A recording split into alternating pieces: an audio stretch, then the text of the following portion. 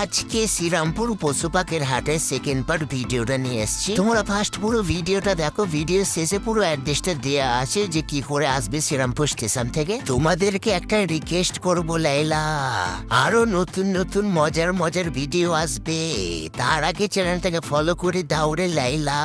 আমি অনেক দিন ধরে ভাবছিলাম যে শ্রীরামপুর পশু পাখির হাটে আসবো, অনেক দিন পরে এলাম। এই পশু পাখির হাটে তোমরা এসছো কি অবশ্যই কমেন্ট করবে।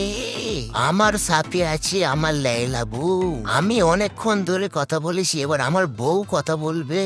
ফাইনালি আমি আমার বরের সাথে এই পশু পাখির হাটে এলাম শ্রীরামপুরে। তোমরা কবে আসছো? এই হাটে সব রকমের জিনিস পাবে, পাখি, কুকুর, বিড়াল, মাছ। এই পশু পাখির হাটের সামনে যে গঙ্গা নদীটা আছে, ভিউটা খুব সুন্দর। এইখানে তোমরা এলে বোট রাইডও করতে পারবে।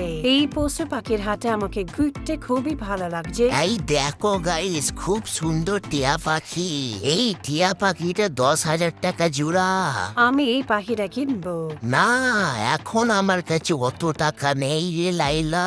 আমাকে যদি না কিনে দাও তাহলে আমি হাট থেকে যাব না, এখানেই থাকবো। দেখো গাইস, কত চড়ুই পাখি, টুনটুনি পাখি। এই পাখিগুলোর নাম জানি না, তোমরা যদি জানো কমেন্টে জানাবে।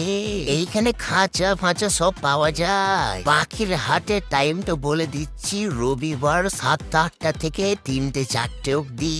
তুমি অনেক পাখির কালেকশন পাবে। আর এইখানে দেখো কত চুনো মাছ বিক্রি হচ্ছে। যাবার সময় আমি 250 কিনে নিয়ে যাব, আমি আমার বউ রান্না করে খাবো।